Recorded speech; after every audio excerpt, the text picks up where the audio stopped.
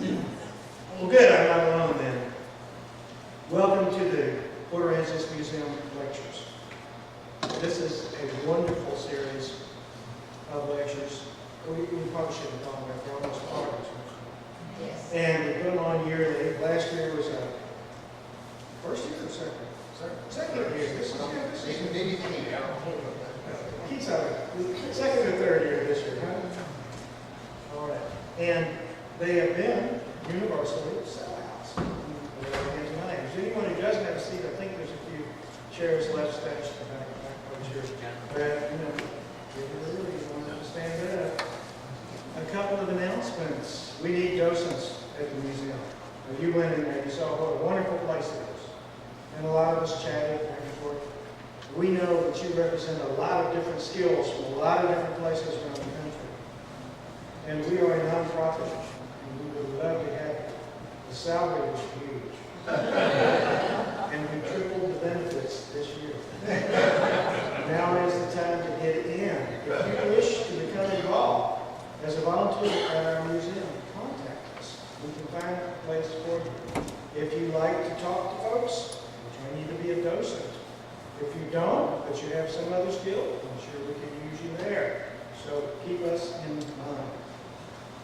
Tonight, we will be hearing from our historian, John Guthrie Ford.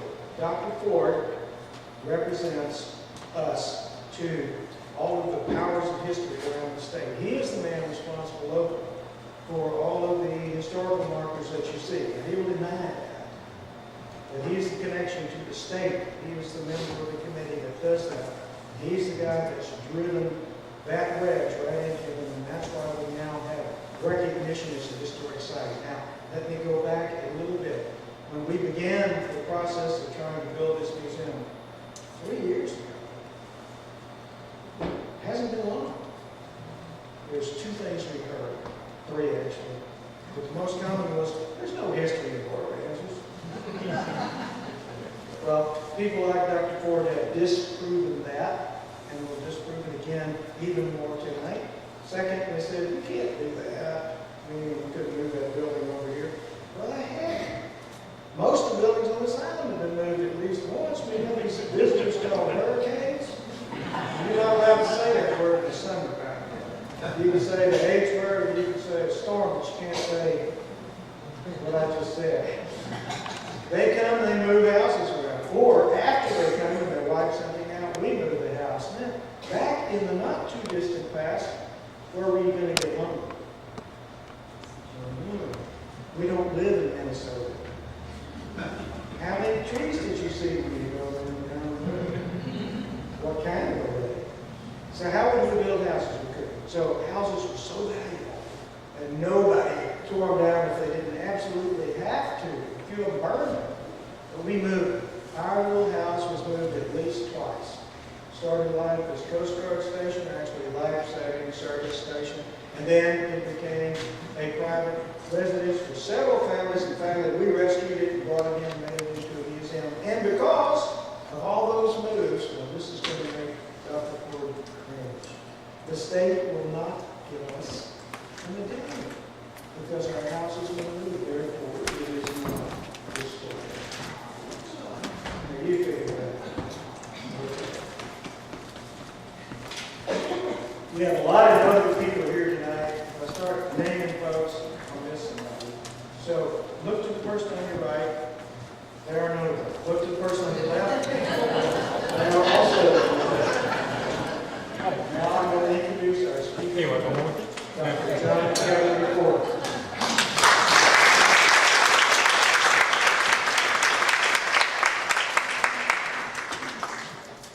Good evening.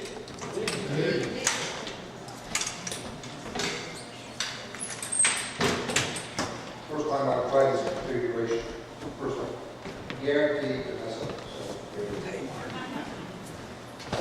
I was looking at my notes, my lecture notes, preparation for this evening, and discovered what I think was the first lecture for the Aransas Preservation Historical Association. It was in this month, in the year 2003. I spoke to 22 people in this room with without a microphone, without a podium. I sat on that table. I don't think there was good chairs over here. I think we had a bunch more rugged chairs that were sitting around. And we talked about the Aransas space. And we talked about the fact that it was perhaps pivotal in the history of Mustang Army for Aransas. And it was a jolly time, and how things have changed. Those 22 people have grown over the years to enthusiastic visitor corpus. And folks are among our most avid fans, and we appreciate that people. Sure. It's grown to the sellouts that Rick has mentioned tonight, and I hope that what I understand about the Aransas space is also, and tonight I can offer you some information that perhaps you hadn't thought about, hadn't seen before. And if I don't, hang in there, I'm kind of an entertaining guy, so the hour will pass quickly, and you will be on. I first want to look at the Aransas past in terms of some of its features. And there's no better way to start with the features of the Aransas past than by looking at our most overt feature, and that is a straight jetty and a curved jetty. That's not how they should be. There should not be curved jetties. That's not what God intended. So it's curved because of either inept bureaucracy, a bad corporate decision, or an unskilled engineer. In fact, it's all three. The original plan called for a straight jetty, 2 of them. So if, through the magic of Mr. Apple Computer, we can eradicate that curved jetty, this is what we should be looking like. Why that didn't happen, why that curved jetty stuck in there, I leave to another lecture, which I'm going to give to you next week. But you know, Fort Aransas has never done a thing according to oil. Fort Aransas has always been a little skewed, so maybe this is a pretty good calling card for us. A weird jetty. Let me give you a little historic overview of the Aransas past, and I do so by bringing to your attention the 18th century Spanish colonial period in Texas, the original Spanish name, now Texas. Spain had Texas as its most northern province in its new world since the 1500s, but it had no interest in Texas because, unlike Mexico and Peru, Texas did not have the silver and the gold. They had some black gold, but that wouldn't be discovered until 1910. How Spain became interested in Texas is when other countries became interested in this area, notably France. In the late 1600s, the French came in and established an actual colony on Matagorda Bay, which is just north of us. That got the attention of the Spanish. And they began colonizing Texas in order to stem the incursion by foreign powers. This is the colonization pertinent to our area. Now let me start at the bottom. Corpus Christi Bay, named Corpus Christi Bay in 1766, right in the middle of the colonial period, 1817. Isla de los Mestinos. I put that in caps there because I always forget to mention that on this slide. I have never seen the Spanish name for Mustang Island on a chart. But if they did name it Mustang Island, that would be the Spanish interpretation of it. A mestino is a feral, unbranded animal. And of course, the animals pertinent to us would be the horses. I abbreviate that as Isla Mestino. If you ever see that, please call someone and say, I found the chart. Isla Mestino is a reality. Let's move up north to the El Pocono town port up there, founded in 1785. It was a port servicing the ships that came through this pass to El Pocono. El Pocono was very significant because it helped supply a place in central South Texas called Mission San Antonio de Valero. That's known by a more popular name. It's short, 5 letters, and starts with an A. That is, of course, the Alamo, founded in about 1718. Presidio Aransas. Presidio is the Spanish name for fort. In 1735, the Spanish founded that fort, Aransas. stem the French incursion into inland waters. Aransas is a holy place in the Basque area of Spain, and whoever founded the fort applied that name. 10 years later, about 10 years later, the Aransas name was applied to the Aransas Pass, what we know today as the Pass. And it makes sense. This is how you got to the Fort Aransas. You came through that pass if you were in here by ship. Now below that, we look at the Anglicization, the morphing of the word Aransas into Aransas, and finally Aransas. As we see more and more Anglicization of Texas, particularly the Anglo-American colonization starting in 1821, we find the charts converting over to English, and now the word Aransas Pass, Aransas Bay. 13 or 14 applications. It's a very popular name on the Texas coast. Historians like charts, they like maps, because they show things in overview, and they help you understand the relationship between geography and history, because those are intimately tied, those two topics. I'm showing you a graph here, moving forward about 100 years from where we were. Circa 1857, 1855, this would be the year of the lighthouse and the year of settlement for Mustang Island. The first settler arrived here in 1855, so we call this a settlement chart. This is an actual Navy chart of the time, designed, drafted by a naval engineer.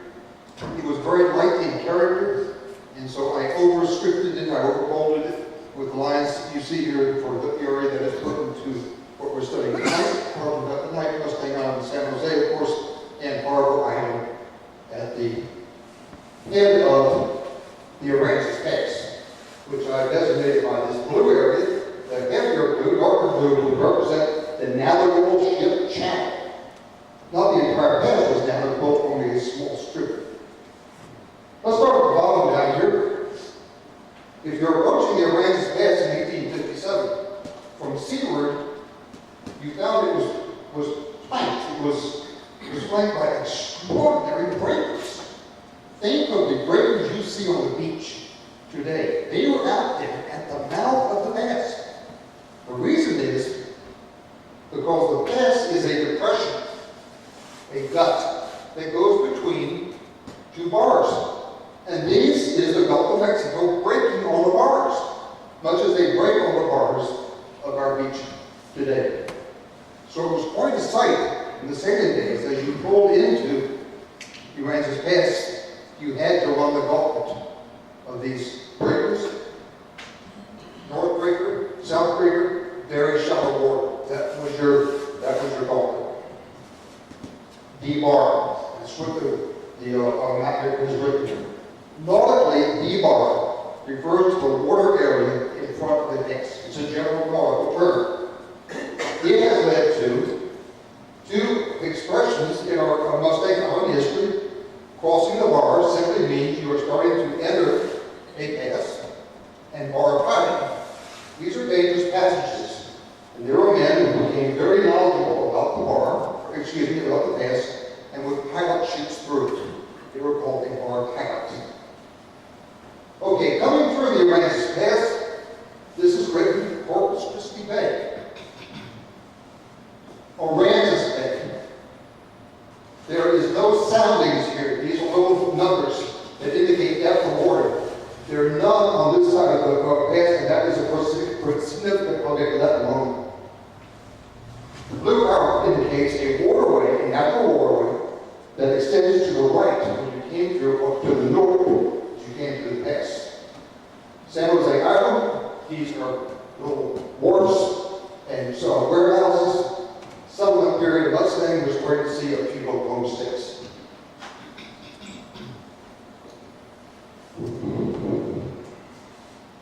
As a guy liking maps, who thinks that maps can tell us a lot about history, I've often wished that we could have a map of this area back in the settlement period that had the characteristics of satellite photography. I think the satellites have given us a remarkable understanding of history and the relationship between it and geography. Now, if we did have a satellite photograph of this area back it would have to show no town complex. This is 2007. This would be gone. The buildings of Port Aransas. No 50-foot deep Corpus Christi ship channel, which is here. That was not resident until 1926. It would show no Aransas channel or the 360-run roadway that bisects Harbor Island. The channel went in 1911. It would show the natural waterway here that breaks out. By the way, that natural waterway is called the Lydian Channel. Still very much with us today. Well, how could we get a satellite photo circa 1857 archaic photo? I call Mr. Jules Irvin, who, as you know, was very accomplished about that period of getting extraordinary things. He did not answer my email, so I talked to Mr. Apple Computer, and I saw what its little copy and paste programs could do, and I'm trying to put together a view of what this place might look like archaic. The town's home, Mustang Island, is a number of windswept sand dunes and vegetation much like San Jose. The channel and the roadway are gone, bisecting Harbor Island. Harbor Island is whole. There is a waterway coming down here, and of course the Lydian Channel right to the right. Let's investigate that a little bit further. That waterway is not the ship channel. That was 1926. It is Corpus Christi Bay. And the significant thing about it is this area of the bay was extraordinarily shallow, 1 to 3 feet deep. This would be, from our perspective, this would be about where the ferry landing is right now. So as you think about the ferry landing, you think of a deep channel that you cross. Even up to 1920, that area was almost marshy, a foot to 3 feet in depth. Breaking to the right, of course, we have the Lydian Channel, 9 to 15 feet, breaking into Aransas Bay and towards north. Well, let's add a little bit more to our old map. This map helps me understand something about the Aransas Indians and how they got here. The Aransas were thought to be our earliest inhabitants, particularly the Ocanas band of the Aransas Indians. This band did its migration to Mustang Island during the winter months in order primarily to take redfish and eat oysters, which is good in the wintertime but not in the summer. They migrated from Coconut Bay, hence the name Ocanas. And I used to think they got here by water from Coconut, which is way up here, using small dugout canoes. Well, doing so would have them traversing some pretty deep water in here, 9 to 15 feet. If a canoe fell over, it has all their possessions in it. These people are migratory folks. All their possessions would be in the water. That would be good. This very shallow area that I've discovered in history gives us an alternative of how the correct were got here. They would load their little dugout canoes with supplies and use them essentially as a sled. We moved to this area, and once here, a low tide person with pretty old weight was there. And it certainly would be easy to pull a dugout canoe to give you easy access to the island. When I started studying Mustang Island history, I discovered that Mustang was likely the stepsister of the island. As development was going on in the north, and I'm giving you some of the cities and town boards that have developed north of Mustang Island, the island sat there and unpopulated. But now we get an understanding of why. It was geography again. When the sand ship came through here, it certainly couldn't turn here. It was essentially mud flats. It followed the natural channel, and therefore humanity developed to our north. Okay, let's get explicitly to 1857, the year the lighthouse went in operation here, directly in line with the Aransas place. I've added some of these red dots to indicate the homesteads of Mustang Island, now starting to populate a bit. I'm going to come back to Corpus Christi, 1839, in a few moments. I wanted to point out to you that when Mustang Island was settled, Corpus Corpus Christi was already becoming an important place in South Texas commerce as a trading center, as a link between Texas and Mexico, shipping system. Two little dots. The settlers of Mustang Island wrote in their journals that duck hunting was important as a food staple. Now I understand where they were ducking. They were not duck hunting up here, where duck hunting occurs now. It was a simple matter of walking lumber out their back door and duck hunting about where our ferry landing is right now. In fact, in 1920, there was a man, Mark, you here? Yeah. Mark Creighton. What did that fellow recently tell us about the duck hunting? 1910, he was, Mark? I can't Hear? remember, but I can't hear either. Okay. We recently interviewed a fellow who is still living, who remembers distinctly before the shipyard went in shooting ducks right in this area. How do you get to Corpus Christi? There was reason to go to Corpus Christi. Mariners wanted to unload cargoes there and pick up cargoes from Corpus Christi. Well, of course, this was closed.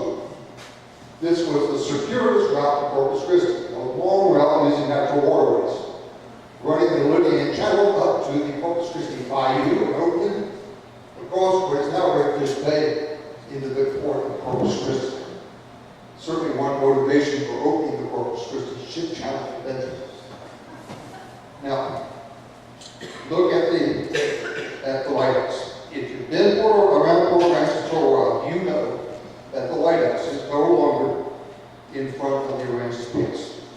That in fact, the lighthouse is now about a mile from the pass.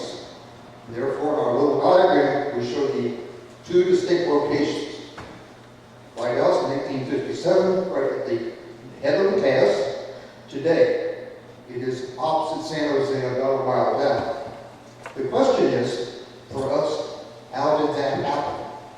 So let me go through a bit about the geology of the islands.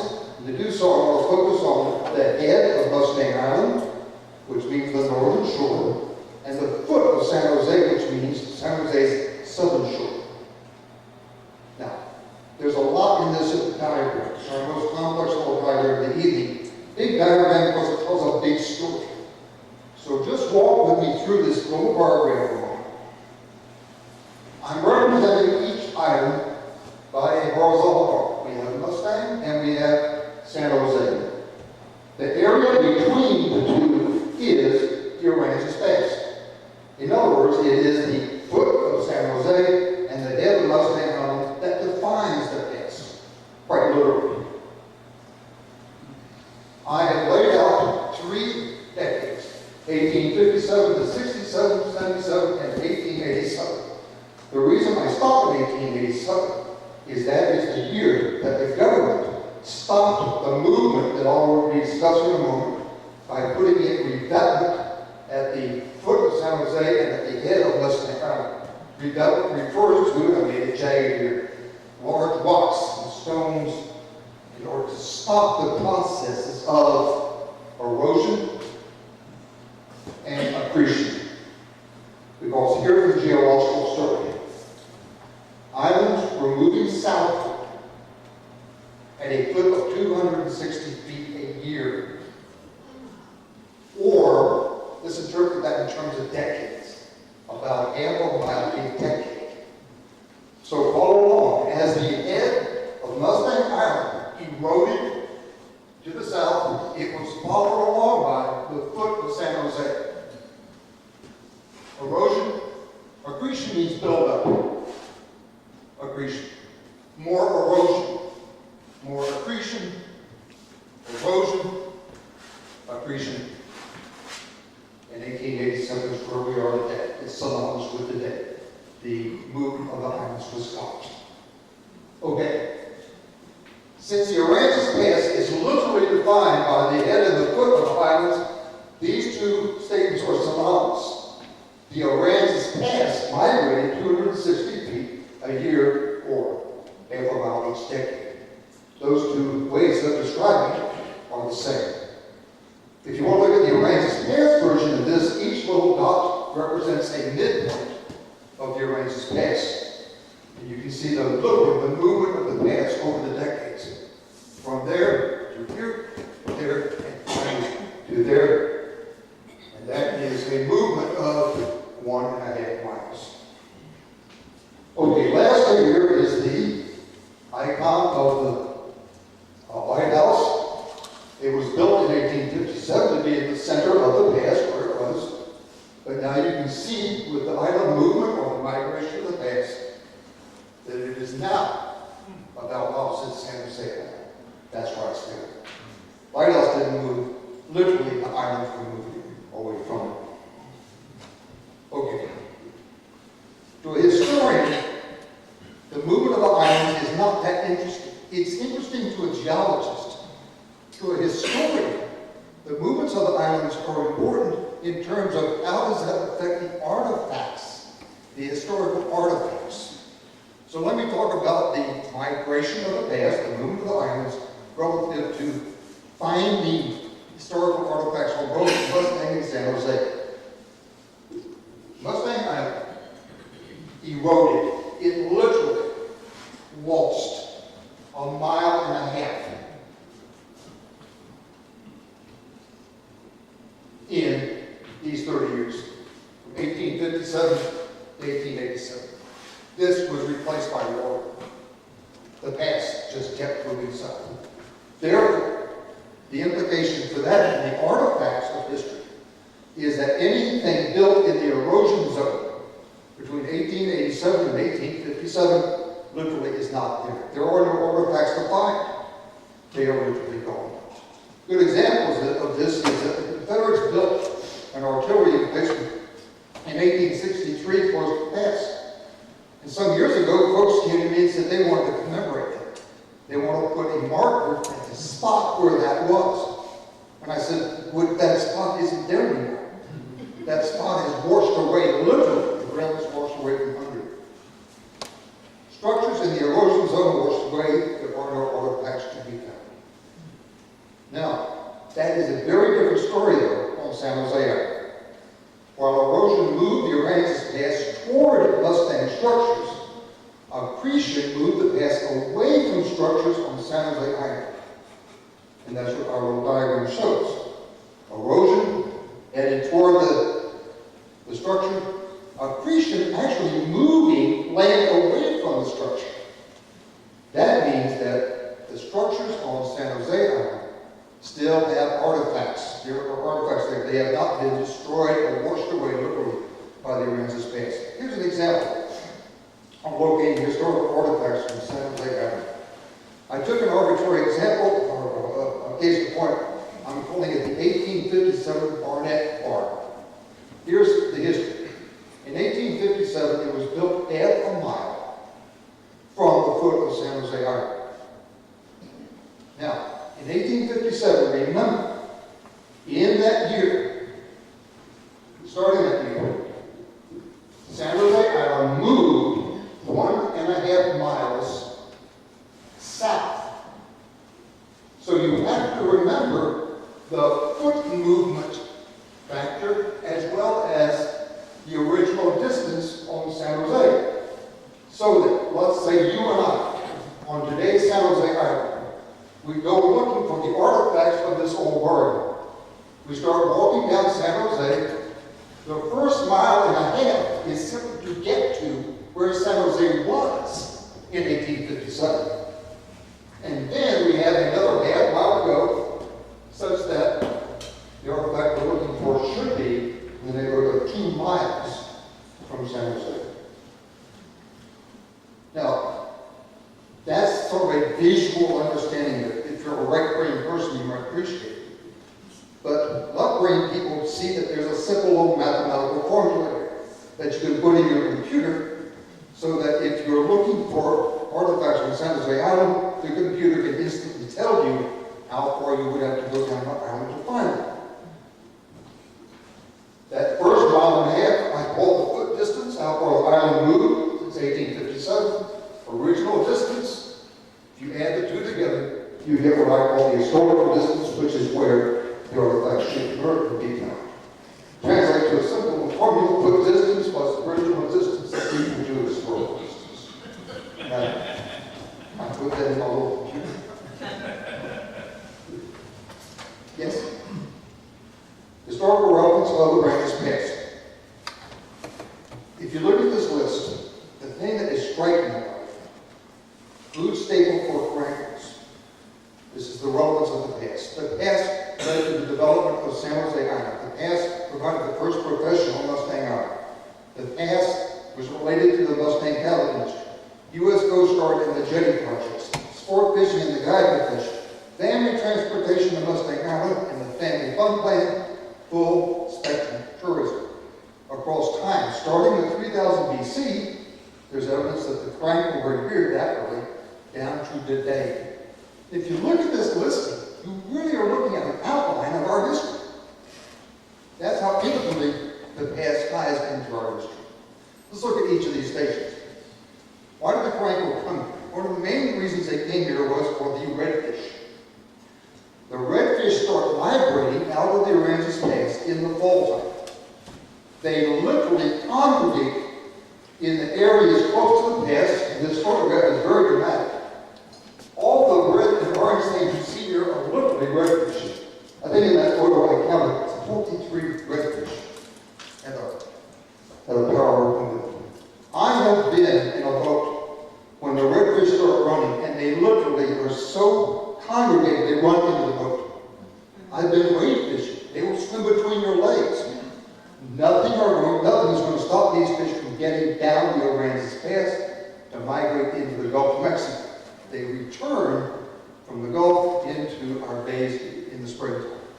The crank came here because of the massive congregation of redfish. Quite a contribution to the Aransas, quite a contribution made by the Aransas Pass. There are some ships that could not get through the pass.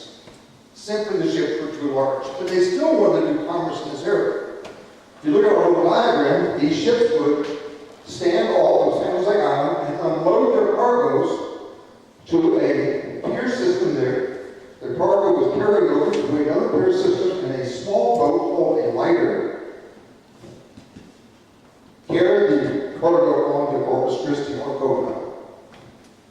The transshipment, by the way, that is called transshipment, to carry the second stage of cargo movement. Transshipment helped populate San Jose Island.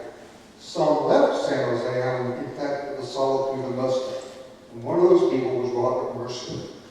He worked on San Jose Island as a transshipment, and eventually said, looked across the Aransas Pass, 1855, said, I need more solitude. Aransas Pass gave us the first professional pilot, and this was the Aransas Pass bar pilot we looked at a few moments ago, starting in 1860 to the present day. The image on your left is a pilot boat, circa about 1910, a very primitive form for carrying the pilot out to the Gulf of Mexico so he could get aboard a ship to bring it through the pass. More contemporarily, we see a pilot boat of today, you've probably seen it, orange color, who is now picking up the pilot from a large cargo ship going through the pass. The little diagonal ladder is how the pilot comes down to this very flimsy-looking ladder called the Jacob's Ladder, and from there, literally transfers to the bridge of the pilot boat at full speed. There is simply no room for error here. The Aransas Pass was related to our post-civil cattle industry. Very interesting image here, clearly an artist rendering of the Packard Road that existed between Rockport and Folsom. I've circled a couple of things that are of interest here. The barrels you see are full of tallow.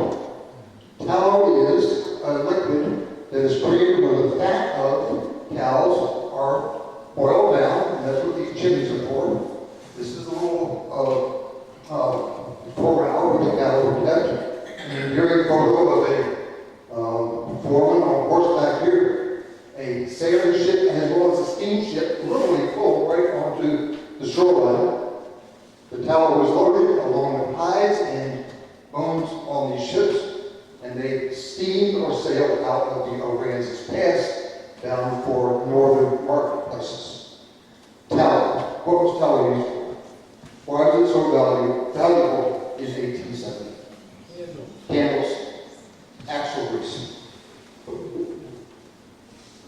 The Aransas Pass made a contribution to our history, partly because of its violence. We looked a little bit about the primitive paths with the flanking of the angry sea, the little narrow passageway you had to go through. In 1876, the Aransas Pass claimed the SS Mary, a very prestigious passenger ship of the Oregon Ship Line. Robert Mercer, the founder of our island, the seller of our island, his sons helped rescue the Mary passengers and crew. The sinking of Mary was highly publicized. It got the government's attention to the Aransas Pass as a dangerous place. Therefore, in 1880, the government opened, commissioned a United States life-saving service right here on Mustang Island. This eventually became the United States Coast Guard in 1950. The name was changed, and this was our very first Coast Guard station. This is a lifeboat. It is on a trailer with large wheels. This is a ramp that literally rolls down at water's edge. The life-saving station was essentially where the Coast Guard station is today. That location has not changed. It's one of our most venerable, it's one of our most stable historical artifacts in town. In 1880, same year as the Coast Guard life-saving service initiated here, the great Jetty projects that the Aransas Pass started. There were three eras of the great projects. 1880 to 89, that was the United States government. 1890 to 99, that was a private company, the Aransas Pass Harbor Company. In 1900 to 1919, the government returned to finish the Jetty project. Some of the Jetty pictures show how the jetties are built. Rocks were moved into the Gulf of Mexico by way of rail cars, and a jetty system built out into the Gulf. The rocks for the jetty came from quarries both in San Antonio and in Austin. Austin provided the large granite stones that you see on top today. The base stones came from San Antonio. The Aransas Pass jetty projects were chaotic. Part of the chaos led to the curved jetty, for example. But Aransas Pass, the projects, whether they failed or not, they scored tremendously big for Mustang Island. Because as the Aransas Pass workers were in the pass working, they discovered an extraordinary thing. The pass was full of tarpon fish. Tarpon are still valued today as a fine sport fishing animal. When hooked, a tarpon has a beautiful dance, a very, very aggressive fight. In about 1885, some of the men working on the Aransas Pass projects turned to Mustang Islanders and said, "I will pay you money if you will take me out in your rowboat so I can fish for these tarpon." And that was the beginning of our great tarpon era. That was the beginning of our guide business. That was the beginning of mainlanders spending money on Mustang Island for something they wanted. And if you think about the broader statement, this was the birth of our tourism. Very, very historic picture here. A fellow named Florida Roberts, Barney Florida. Florida Roberts came to Mustang Island in 1829. If you read the book, A Stubborn Fisherman, written by his wife about him, quite a character. A fisherman's fisher. This fellow, his honeymoon was out of all the boat. They were driving to start their honeymoon, and he looked over and he saw some tarpon playing in a little ditch beside the roadway. And he pulled over and he started fishing. She said, we're going to miss our train. He said, honey, you're going to be here for the rest of my life, but there's tarpon only here right now. I tried that line, it didn't work for me. See what really Barney Farley, quite an entrepreneur, a fisherman himself, but an entrepreneur who really put together the guide business in this town. He became the place that guides congregated. He got a little piece of the action. He is the fellow who was one of the primary people who fished Franklin Roosevelt for tarpon here in 1937. But the reason I put this trailer is because of this fellow. Tourist count. One. The problem with tarpon fishing is the people of this island discovered that, finally figured out, tarpon fishing alone cannot sustain our growth as a town. We've got to have more mainlanders coming. In fact, what we need to do is we need to start attracting families. Tourist count, 13. Very different. The problem was this. How was a man going to get his family to Mustang Island in 1920, 1925? The only way we got to the island was on little pedestrian ferries.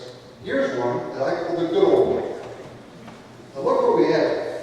We got a bunch of guys on a ferry boat, overloaded. I see no evidence of life-saving devices. I see no rails on the forward deck. I see only token rails on the top deck. I see a guy here with a hose with something coming out of it, beer or water, I don't know what. And he's totally saturated his left foot. The point is, Mama was not going to put her babies and her mother and her dog on that boat to get to Mustang Island. What we needed was a family-friendly way to get here.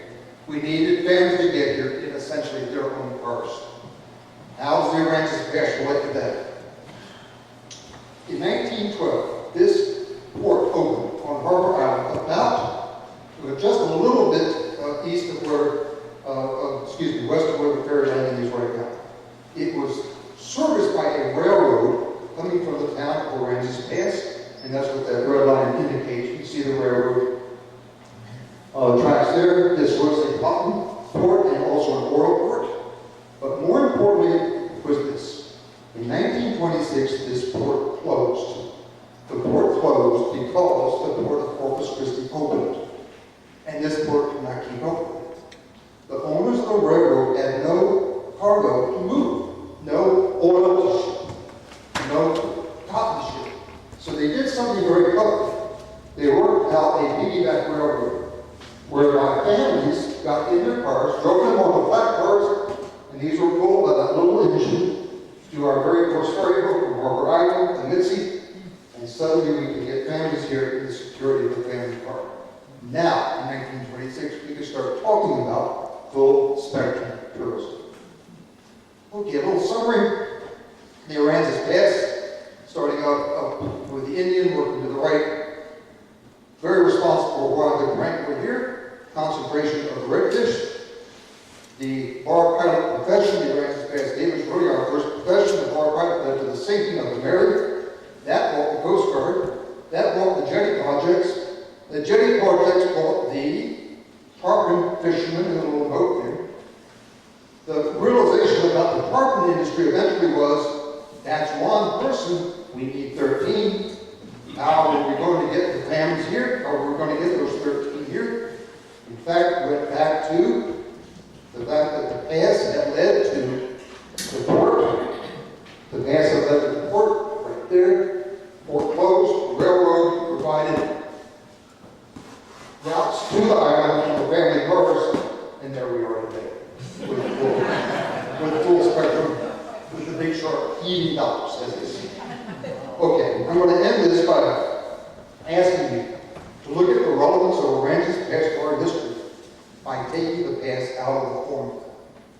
In fact, what if the Aransas Pass was the pass that silted in all the time? What if the Aransas Pass was the pass that was not a reliable navigable waterway? In fact, what if the better pass had been a Corpus Christi pass on the southern end of our island? What would have happened? Here's what I think would have happened. All the juice is on the south end. There's nothing on the north end. That's done. Down on the south end, we now have what I call Mustang Beach. Now look at this carefully. Mustang Beach is south of black line called Corpus Christi city limits. That, by the way, is about where the Corpus Christi city limits sign is right now. Mustang Beach would have been a suburb of Corpus Christi, Texas, much as would and is North Poverty Island. How would you have gotten to Mustang Beach, North Poverty? If you look at my road system there, you would have a flyover type of roadway, something like the Queen Isabella Causeway, something like the bridges that cross the Mississippi River, high enough for maritime traffic. Corpus Christi would have seen us as a cash cow. Corpus Christi would not have been interested in preserving the character of this town. In preserving Old Town, we would have been essentially a cash cow. And that's why I put this row after row after row of high-rises. We would look like the DOT, if you know the Florida Panhandle. We would be governed by the City Council of Corpus Christi, Texas, not by our own local. So the implications for the past are pretty extraordinary when we look at it that way. The magnificent game-changing Aransas past, what is the future? If it's been instrumental to our history in the past, will it continue to be? What's the new Ingleside going to look like? Ingleside right down here. The naval station is gone now. What's going to go there? They're talking about cruise ships. What if cruise ships start docking there? What would be the implication for our island here? All these questions, again, relate back to the Aransas Pass. Okay, any questions? Lights, please?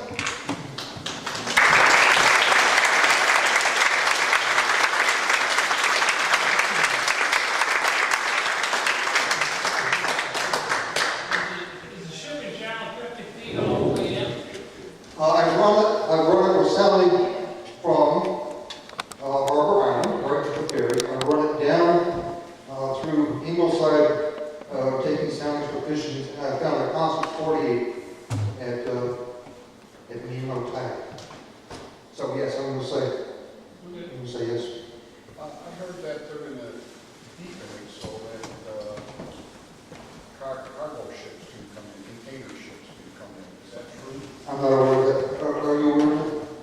I need eyes on our expert from Corpus Christi.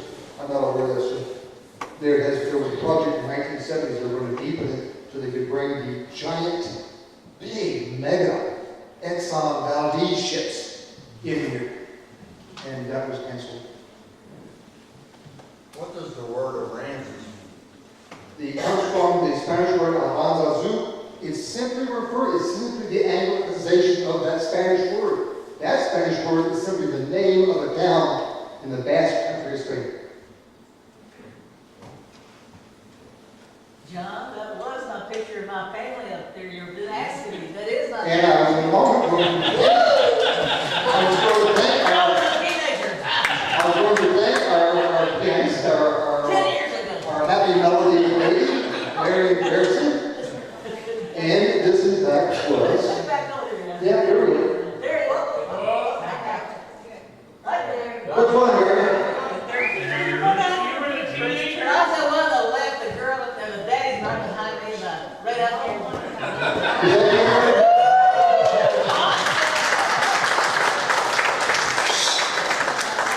And this was taken, what, about 1991?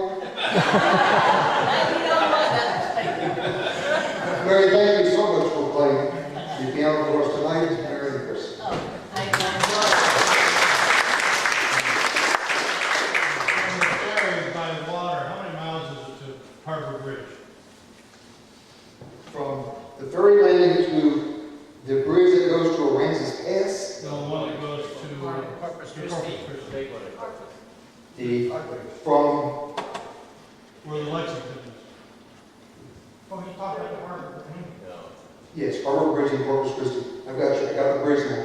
The distance from here to there, About 18 miles. By water. I water.